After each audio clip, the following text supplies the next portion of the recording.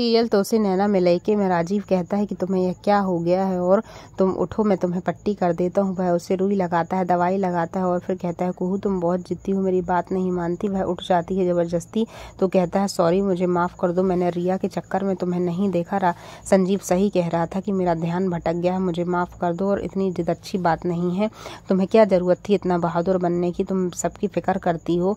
और लेकिन तुम्हें जो चोट लग गई उसका क्या? तो कहती है कुहू को जो मन में चोट लगी है वह बाहरी चोट से बहुत ज़्यादा है। राजीव कहता है कि सब मेरी गलती है, अगर मैं नहीं बोलता तो ऐसा नहीं होता। यहाँ अवधेश, खुशबू, भानु और देवनारायण आपस में चर्चा कर रहे होते हैं कि उसे घर से बाहर निकालना ही पड़ेगा। हमेशा परेशानियाँ उसी की वजह से आई हैं और इसमें मेरी कोई गलती नहीं है।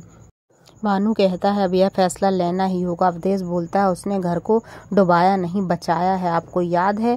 तो वह बोलता है भानु कि आपको याद है कि अस्पताल में उसी की बहन की वजह से हम जेल में थे और सबसे इज्जतदार परिवार वह मौत की कगार पर था, बेइज्जती की कगार पर था। खुशबू भी कहती है कि उसने हमेशा कष्ट दिए हैं। देवनारायण कहते हैं जो मैं कहूँगा अब वो होगा, फैसला लेना ही पड़ेगा। और पहले मैं सोचता था कि वह कवच है, कोई कवच नहीं, यह सब ढकोसले हैं। वह इस घर से बाहर जाएगी, अब इसके अलावा कोई और दूसरा उपाय नहीं है। तभी आसमान में अजीब होने लगता है। यहाँ पर संजीव जो है वह कहता है रिया से कि तुम कहाँ जा रही हो, अंदर रहो, मैं तुमसे प्यार करता हूँ इसलिए मैं तुमसे ऐसी बातें कर रहा हूँ।